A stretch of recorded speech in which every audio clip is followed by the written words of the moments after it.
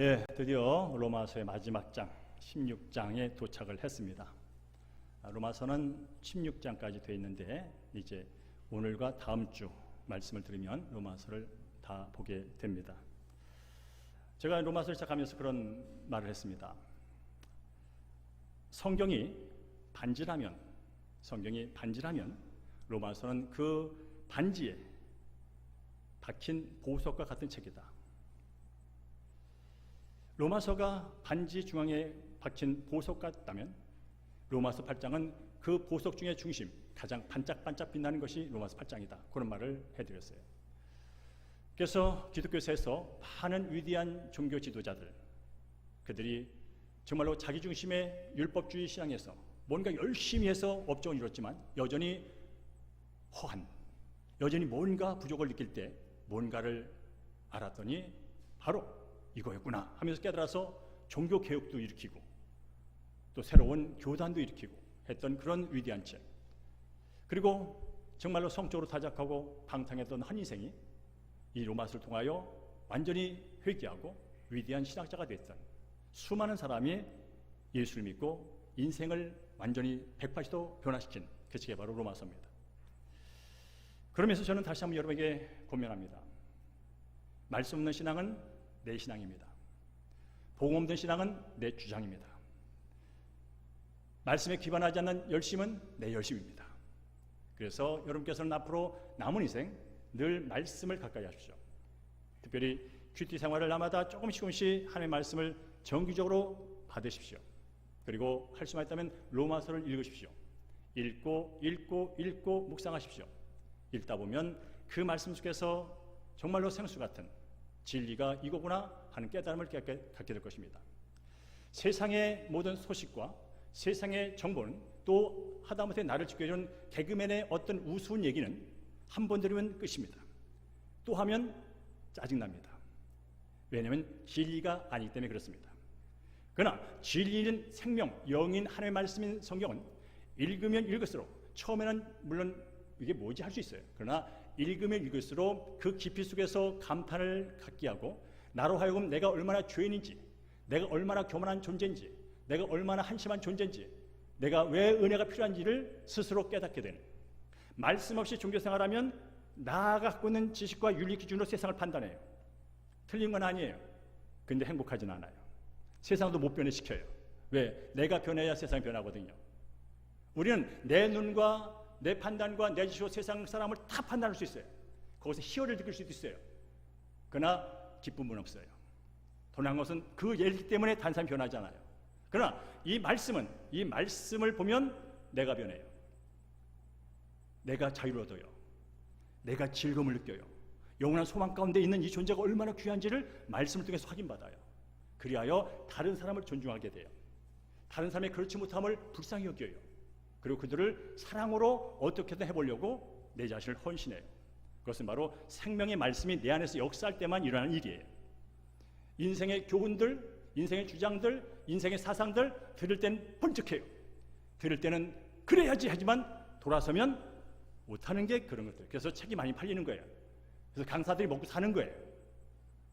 그러나 성경 말씀은 바로 나로 하여금 내가 누군지를 보게 하고 내가 진짜로 이 땅에서 어떻게 살거나 영원 속에서 어떻게 사는 존재를 보게 함으로 말미암아서 오늘을 복되게 만들어줘요. 그러면서 여러분 이 말씀을 계속 읽으시기를 주님으로 권면합니다. 사도 바울이 이 말씀을 시작하면서 어떻게 말하면요, 나는 복음을 부끄러워하지 않아. 왜냐하면 이 복음은 모든 믿는 자에게 구원을 주는 하나님의 능력이기 때문이지 라고 선포하며 시작한 책이 이겁니다. 복음은 예수 그리스도야 하면서 이 복음은 예전부터 오래전부터 계시됐던 것이고 약속된 것이야. 그것이 예수를 통해서 나타난 것이지 하면서 시작했던 이 복음. 의롭게 되는 것은 뭔가를 열심히 해서 되는 게 아니야. 오직 믿음으로 되는 거야. 의인은 믿음으로 말미암아 사는 거지. 근데 뭘 믿어? 예수를 믿는 거야. 예수의 성품과 예수께서 이 땅에 오셔서 나를 위해 죽으신 것과 다시 사신 것과 이 땅을 의로 다스리는, 다시 오셔서 이 땅을 새롭게 하실 그것을 바라보며 사는 것, 그게 구원받는 것이고 그것이 구원받는 자로서 이 땅을 멋지게 살아내는 힘이지 라고 시작을 했습니다. 그런 후에 이제 오늘 로마서 16장을 우리는 맞이하게 된 겁니다. 그런데 대부분의 책이라든지 논문이라든지 연설이라든지 보면 자기가 서론을 얘기하고 본론을 얘기하고 결론에서는 자기가 했던 본론을 한 3가지 정도로 다시 요약해서 핵심적으로 다시 한번 강조하고 끝내는 게 사실은 일반적인 책과 연설과 주장들이에요. 그런데 오늘 본문은 어쨌든 간에 뒷부분을 생략하고 앞부분만 보면 뭐 끝장에 사람 얘기만 써놨어. 그런 얘기가 나올만 해요. 끝에 이 중요한 마지막 얘기를 왜 사람 이름만 써놨어? 라고 할 정도로 오늘 구성이 되어 있다는 거예요. 자, 왜 그랬을까? 그 이유는 우리가 정확하게 말하지 않았기 때문에 알 수 없지만 그러나 본문을 우리가 함께 묵상하면서 그럴 수도 있겠구나 하는 것을 깨달을 수 있습니다. 자, 오늘 여기에 나오는 1절부터 16절까지 보면 사람 이름이 26명이 나옵니다. 그 중에 여자 이름이 9명. 이 26명의 면면을 보면 유대인도 있고 로마인도 있고 그리고 부자도 있고 가난한 사람도 있고 왕족도 있고 노예도 있고 지식인도 있고 무식한 사람도 있고 젊은이도 있고 노인도 있고 또 부부도 있습니다. 그러니까 로마 교회는 인종과 계층과 신분과 성별을 초월하여 모이는 공동체였다는 것을 다시 한번 보게 되는 거예요. 그렇구나. 예나 지금이나 교회는 어떤 잘났다고 못났다고 배웠다고 못 배웠다고 있다고 없다고 해서 서로 차별하면서 서로 바라보는 조직이 아니라 그저 예수 안에서 구원받은 사람이라면 누구나 신분, 고와 귀천을 따지지 않고 한 몸이 되어서 한 가족이 돼서 모이고 예배하고 사역하고 교제하는 것이 교회구나라는 사실을 오늘 26명의 이름을 통해서 다시 한번 확인하게 된다는 거예요. 오늘 이 시간도 이 자리에 있는 저와 여러분이 다 다르다는 걸 제가 몇 번 말씀드렸어요. 달라도 너무 달라. 동이 서에서 먼 것처럼 다른 사람이 여기 있다니까요. 동이 서에서 먼 것처럼 다른 생각과 주장과 가치와 태도와 말과 습관을 가진 사람이 여기 있다니까요. 그런데 가족으로 있어요. 이게 복음의 능력이에요. 이게 예수의 십자가 피의 능력이에요. 세상에 어떤 것도 가능하지 않아요. 세상은 나와 다르면 당을 져요. 나와 다르면 편을 가려요. 그래서 피 터지게 싸워요. 있는 수단 없는 수단 다 가지고 살아요. 이게 세상이에요. 어디? 교회 밖. 그러나 그럼에도 불구하고 이 사실을 모르면 교회 안에서도 이럴 수 있다는 거예요. 교회 안에서도 그럴 수 있다는 거예요. 교회는 그러려고 만들어진 것이 아닌데도 불구하고 세상이 하던 대로 교회 와서 할 수 있다는 거예요. 그러나 중요한 것은 교회는 인종과 민족과 계층과 빈부와 지식과 모든 차이를 불문하고 예수 안에서 하나된 한 백성, 예수의 피로 하나된 새 백성, 새로운 하나님의 백성이라는 것이 로마서가 말해주는 거예요. 자, 그렇다면 우리는 날마다 바라볼 때마다 이런 의식을 갖고 내가 대형교회의 한 지체구나 하는 사실을 늘 기억하셔야 돼요. 그렇지 않으면 늘 볼 때마다 나와 다른 사람 볼 때마다 판단이 팍 나버려요. 어떤 화가 나버려요. 그거는 자연적인 현상이에요. 옳고그름의 문제, 정죄할 문제는 아니에요. 자연스럽게 나타나는 현상이에요. 그러나 언제까지 거기에 머물러 있을 거냐 하는 것은 고민해 봐야 돼요. 자, 오늘 사도 바울은요, 이 얼굴도 다르고 만나본 적도 없는 사람이 대부분이 이 교회 성도들에게 편지를 씁니다. 그러면서 하는 얘기가 이렇게 말합니다. 보호자, 동역자, 사랑하는 자, 인정받는 자, 택함받은 자, 함께 갇힌 자, 수고한 자 하면서 그들을 그 이름 앞에 이런 수식을 붙여서 불러줍니다. 그건 뭐냐면 거기에 속한 성도들의 몸 면면은 다 다르지만 하나님 앞에서 살아가는 그 사람들의 모습을 보니 와, 함께 구원받아 주의 생명으로 함께 동역하는 사람들구나. 와, 저분은 저렇게 주의 나라와 이루기 위하여 애쓰는 수고하는 분이구나. 와, 저분은 정말 사랑받기에 충분한 그런 성도네. 그런 모습으로 모든 성도를 지금 대하고 있는 것을 보게 된다는 것입니다.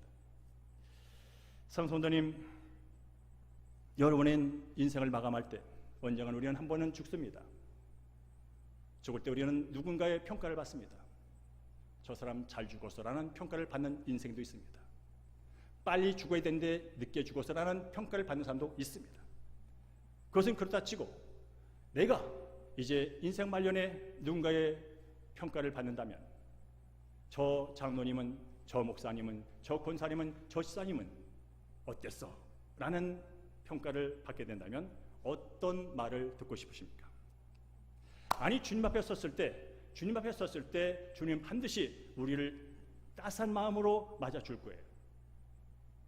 사랑스러운 눈빛으로 우리를 품어줄 거예요. 그때 예수님이 말도 하실 거예요.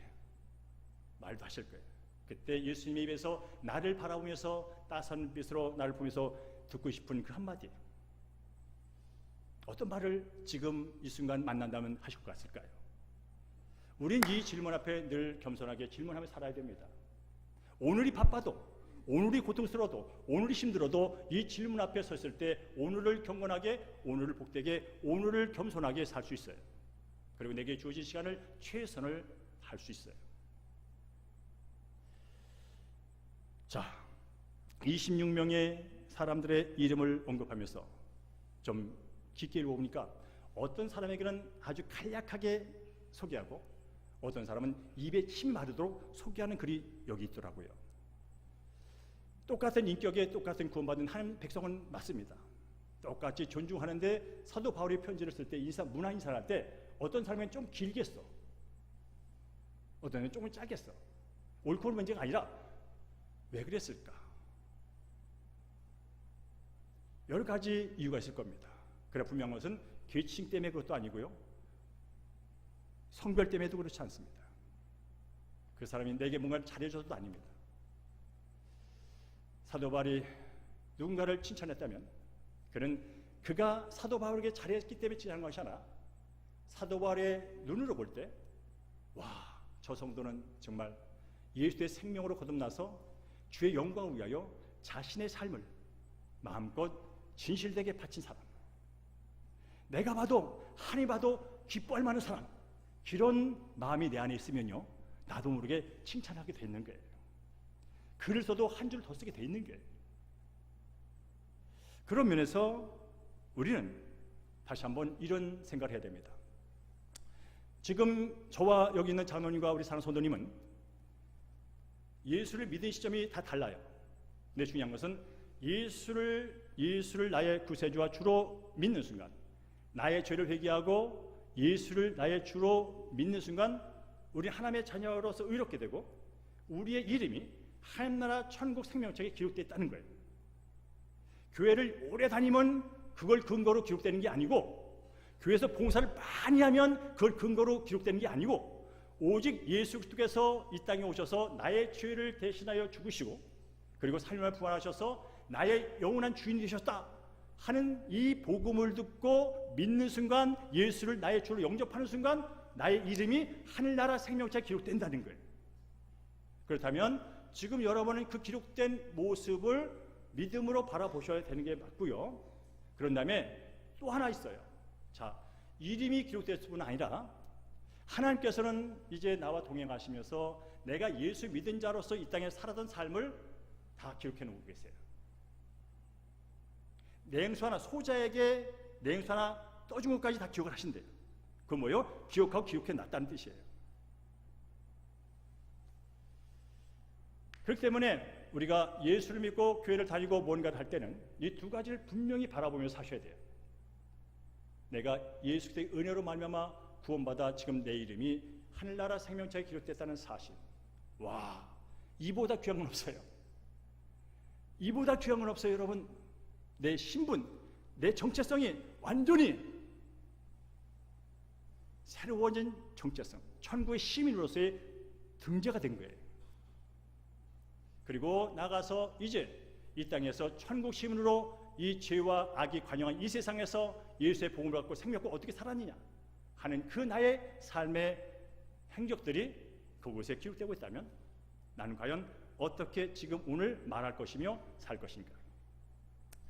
이것이 어떤 두려움이나 어떤 내 삶을 위축하는 것이 아니라 내가 받은 그 은혜가 켜서 내가 받은 내 안에 계신 예수의 생명의 권능이 커서 그분께 의지하면 되는 삶, 그렇게 살아갈 때 적혀질 그 나의 행적들, 그로 말미암아 주님께 칭찬받고 주님 약속하신 상급을 받는 그 자리, 그 순간을 바라보면서 오늘 받은 은혜에 감격하여 자유롭게 진리가 나를 자유롭게 하신 그 진리를 가지고 살아가는 그 삶, 이게 바로 예수 믿고 구원받아 살아가는 오늘의 그리스도인의 모습일 수 있다는 거죠.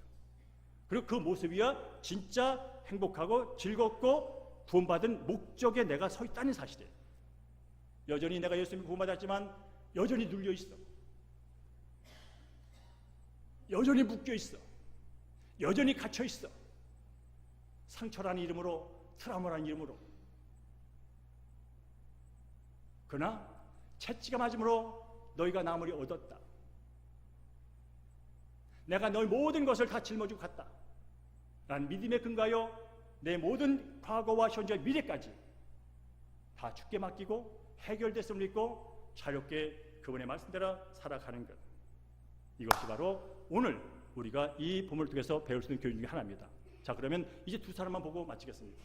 자, 우리 1절 2절을 보겠습니다. 1절 2절. 내가 갱그리아. 시작. 내가 갱그리아 교회 일꾼으로 있는 우리 자매 베베를 너에게 추천하노니 너희는 주 안에서 성도들에 합당한 예절로 그를 영접하고 무엇이든지 그에게 소용되는 바를 도와줄지니 이는 그가 여러 사람과 나의 보호자가 됐습니다. 라고 말합니다. 로마서의 마지막 장 첫 절을 어떻게 시작하냐면 갱그리아에 있는 일꾼 자매 베베라는 사람을 소개하면서 시작을 합니다. 달리 말하면 이 베베라는 사람이 저는 만나본 적도 없고 자세히 알 수는 없지만 참 영광스러운 사람이다, 영광스러운 대우를 받는 사람인 건 알 수 있어요. 야, 이 위대한 이 책의 마지막 장의 첫째 절을 장식하는 사람, 이 사람은 과연 어떤 일을 했길래 어떤 사람이길래 여기에 기록될 수 있을까? 알고 봤더니 그는 갱그리아 교회 일꾼이었대요. 일꾼. 한번 들어보셨죠? 지난번에 말했던 일꾼은 미니스터, 장관급의 미니스터, 그런 일꾼. 근데 여기서 말하는 일꾼은 그런 개념은 아니고 한 교회의 지도자, 한 지도의 집사, 한 교회를 위하여 헌신한 어떤 사람, 인정받고 은혜를 베푼 사람, 그런 뜻이에요. 그런데 오늘 사도 바울은 그 베베를 소개한 데 이렇게 말합니다. 그가 자매 베베가 여러 사람과 나의 보호자가 됐다라고 표현합니다. 베베를 수식하고 그를 말한 데 있어서 베베가 누구냐면 바로 우리 교회 여러 사람에게 또 나에게 보호자가 됐어. 보호자는 후원자란 뜻이에요. 후원자란 값없이 은혜를 베푼다는 뜻이에요. 그러니까 이 베베는 이 교회 공동체 사도 바울뿐 아니라 다른 성도들에게 은혜를 베풀었어. 은혜를 베푼 것에 가장 눈에 띄는 은혜가 뭘까요? 물질을 나눴다는 뜻이에요. 알기로는 이 여인은 사업가였대요. 재산이 좀 있었대요. 그래서 그가 갖고 있는 사업하여 열심히 사회 앞에서 얻은 그 수익을 뭐라고요? 여러 사람이 나눠줬다는 거예요. 누구로? 교회 일꾼으로서. 그래서 교회에서 신뢰를 받았어요. 얼마나 신뢰를 받았냐면 이 로마서가 고린도에서 써진 거예요. 바울이 고린도에 있을 때 쓴 책이 로마서예요. 근데 이 로마서의 수신자는 누가요? 로마에 있는 로마의 교인들이야. 그러면 고린도에서 편지를 썼으면 이 고린도에 쓴 편지가 로마 교인들에게 전달이 돼야 되잖아요. 그걸 누가 전달했냐면 이 베베가 했다는 거예요. 여러분, 이 귀중한 이 소식을 아무나 들려보내겠습니까? 아니잖아요. 그것도 그 당시에는, 사실은 그 당시에는 여성의 지위는요 정말 낮았어요. 그 당시에는요 여성의 지위가 정말 낮았어요. 그런데 여성임에도 불구하고 그 당시, 지금 말하면 이렇게 하면 큰일 나요. 그 당시 대우받지 못했던 여성임에도 불구하고 이렇게 이 위대한 편지를 전달자가 됐다는 것은 그만큼 그 공동체에서 신실했다는 거예요. 그러니까 그가 앞으로 이 베베가 너희 교회를 찾아갈 것이고 내 편지를 전달하게 될 거야. 그때 갔을 때 그를 환대해 라고 말하는 게 뒷부분이에요. 그를 환대해, 그를 영접해, 그리고 그가 필요한 것을 다 공급해줘 라고 뒤에 추천서를 써준 거예요. 여러분, 저도 그렇고 우리 사랑하는 성도님들이요 그런 평가를 받으면 좋겠어요. 저 사람 틀림없는 사람이야. 저 사람 하나님 앞에 틀림없는 사람이야. 저 사람 믿을 만한 사람이야. 저 사람 변함이 없는 사람이야. 저 사람한테 뭘 맡겨도 괜찮아. 내가 추천해. 그런 성도에게 주님으로 축원합니다. 베베는 맞아. 저 사람 추천받은 거 맞아. 마땅히 그런 사람이 됐어 라고 그런 거예요. 근데 뭐라고요? 그가 어떤 일을 했다고요? 그가 가진 것을 나눈 사람이야. 은혜를 베푼 사람이에요. 하나님께 받은 은혜를 갖고 베푸는 게 그리스도인이에요. 하나님께 받은 지식을 갖고 남을 판단하는 게 그리스도인이 아니에요. 그건 내가 안 해도 세상에 많이 하고 있어요. 하나님 주신 작은지 크든지 그분을 받은 은혜와 사랑을 그 나보다 못한 사람에게 조금이라도 나눠주고 품어주고 하는 게 그리스도인이에요. 여러분 그런 사람들은 같이 있고 싶어 하잖아요. 근데 잘난 척하고 비난하고 비판하는 사람은 그냥 두 번 듣고 싶지 않잖아요. 함께 있고 싶지 않잖아요. 아무리 똑똑해도. 교인들은요 그런 거예요. 오늘 우리 하은이가 고백할 때도만요. 세상에서 무지당하고 세상에서 바보 소리 들어도 말씀대로 살겠다고. 누가 젊은 친구가. 처음에는요 우리 바보같이 여겨요. 바보같이 여긴다고요. 자 그렇게 기다렸고 돈 벌겠냐? 그래가지고 출세하겠냐? 그렇게 성경대로 살가지고 네가 지금 세상에 먹고나 살겠냐? 그런 얘기를 듣는다고요. 그러나 여러분 그렇게 그 삶을 살아보십시오. 1년이 가고 2년이 가면 사람이 존중합니다. 존중받는다니까 여러분. 지금 한국교회에 필요한 사람은 그런 사람들이 필요한 거예요. 누가 봐도 변함없는 사람, 누가 봐도 하나님 앞에서 말씀대로 살려고 자신을 내어주는 사람. 그런 시대, 그런 상황이 우리 앞에 더 가까이 왔어요. 말 잘하는 설교 잘하는 목사, 말 잘하는 장로, 그런 시대는 지나갔어요. 이제 거들떠 보지도 않아요.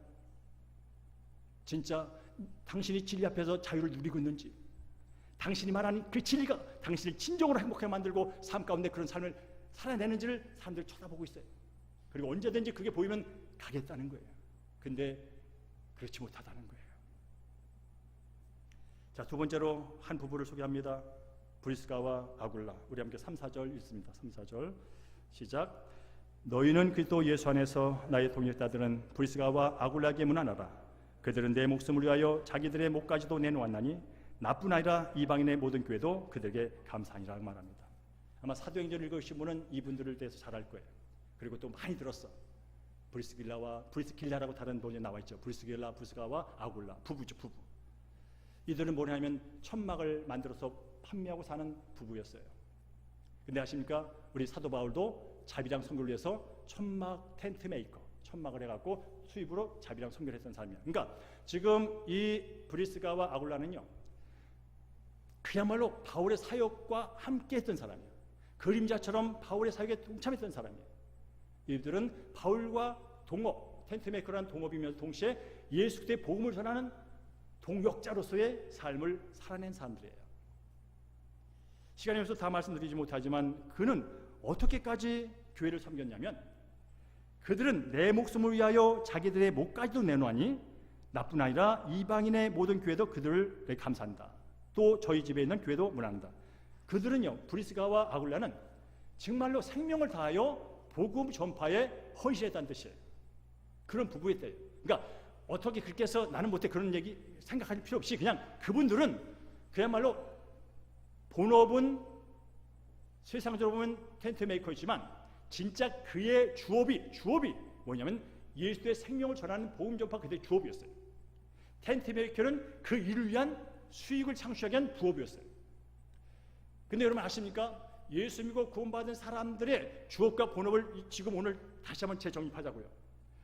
하나님께서 이 땅에 사람을 자기의 형상으로 만들 목적이 뭐냐면 하나님을 영화롭게 하나님을 찬양하도록 만들었어요. 이게 우리의 본업의 뜻이에요. 이 땅에 사는 모든 인류의 본업은 하나님을 영화롭게 하나님을 찬양하도록 지음받은 이 본업을 위하여 부업을 하는 거예요. 이 본업을 본업되게 하기 위해 돈을 버는 거예요. 이 본업을 본업되게 위해 지식을 쌓는 거예요. 그런데 아담과 하와가 이 본업을 내려놓고 내가 스스로 영광받겠다 하는 순간 그때 인생을 망가지기 시작했어요. 그리고 사람들이 하나님 없이 눈에 보이는 더 갖는 것에, 더 누리는 것에, 더 올라가는 것에 본업을 삼았어요. 근데 이건 한계가 있거든요. 자리는 한정되어 있거든요. 물질은 유한하거든요. 그러니까 박터지게 싸울 수밖에 없는 거예요. 싸우다 보니 저놈을 끌어내야 돼. 그럼 모함도 해야 되고 욕도 해야 되고 비난도 해야 되는 거예요. 이 구조가 우리가 살아가는 지금의 구조란 말이죠. 그런데 이 브리스가와 아굴라는 텐트 메이커는 뭐라고요?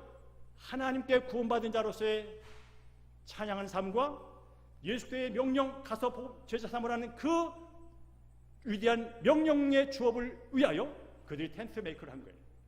저는 바라기는 우리 대한민국 특별히 다음 세대들, 여러분의 인생의 목표가 그저 돈 많이 벌고 좋은 집에 살고 좋은 차를 끌고 남한테 인정받는 그 꿈을 넘어서,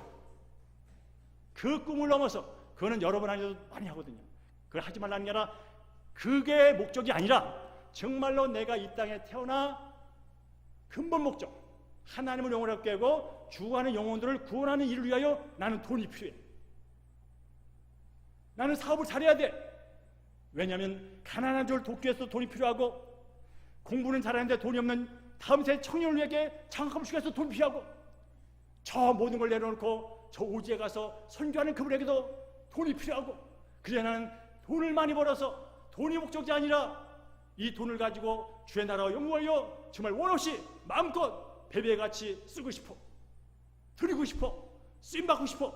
그래서 여러분 기업가도 나오고 사장도 나오고 회장도 나오고 위대한 전문가도 나오기를 주님으로 축원합니다. 평수를 가져야 얼마나 가질까요? 2천억 3천억 가져야 얼마나 더 가져야 될까요? 가진 게 중요한 거라 주님이 주신 그 가진 걸 갖고 정말 세상을 영화롭게, 세상을 평화롭게, 세상에 예수의 생명으로 새롭게 변화시킨 일에 쓰임받기 위하여 큰 목표를 세우십시오. 큰 기업, 큰 전문가 되도록 노력하십시오. 그리고 그것만을 자랑하는 쪼잔한 인생 되지 마십시오. 내가 더 가졌다, 내가 더 낫다 하면서 그것을 만족하는 찌질한 인생 되지 마시고, 하나님의 은혜입니다, 하나님의 은혜입니다, 하나님의 은혜입니다, 나 같은 자에게 이걸 주셨습니다. 왜 주셨을까요? 주의 영광을 주는 줄 알고 제가 원없이 드립니다. 그런 고백이 있는 우리 다음 세대 젊은이가 나기를 주님으로 축원합니다.